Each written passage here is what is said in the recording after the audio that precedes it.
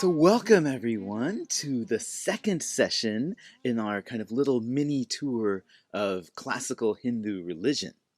Last time we looked at the deity named Lord Shiva and how he was worshipped in early India, and we looked at a couple of the classical myths that surround this major Hindu deity. Today we're going to basically give the same kind of treatment to the second major mainstream Hindu deity of classical Hinduism, Lord Vishnu, also known as Hari, Narayana, Vasudeva, Govinda, Janardana, Jagannatha, and 1,000 other names.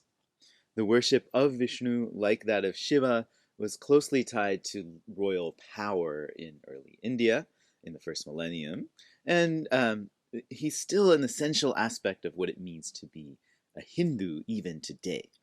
Many devout Hindus will regularly go to temples to Vishnu or maybe one of his incarnations like Rama or Krishna, and many will know by heart a lot of the various myths and legends that surround this great god.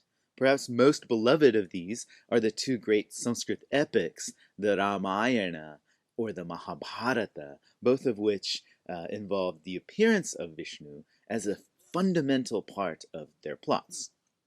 So, as we walk around this mythological temple to Vishnu in our session today, we'll be discovering all of these things and more.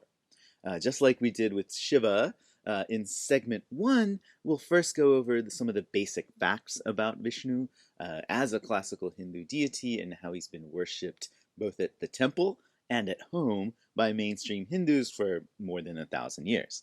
In segment 2, we'll be talking about the many different avatars or incarnations or descents that Vishnu's taken into the world in order to restore the balance of dharma.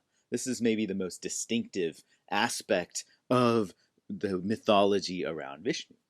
In the third and fourth segments, we'll take a look at two myths in particular to kind of see how these avatars play out in the Sanskrit Puranas. Those are those ancient collections of Hindu mythology. Segment 3 will focus on Vishnu's appearance as a giant turtle, a kurma. And then in segment 4, we'll look at his appearance as Narasimha, the half-man, half-lion kind of oddity who came down and ripped apart a demon king into shreds. In the final segment of the session, as a kind of way to wrap up this little mini tour of the two temples to Shiva and Vishnu, I'd like for us to kind of dig deeper and think more carefully about the idea of image worship in classical Hinduism.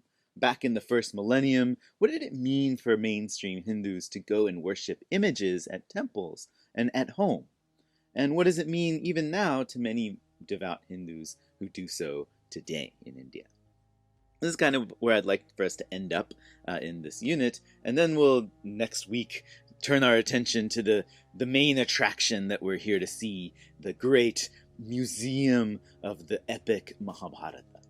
So let's get ready to meet Lord Vishnu, the preserver and protector of Dharma, and I'll see you in a bit.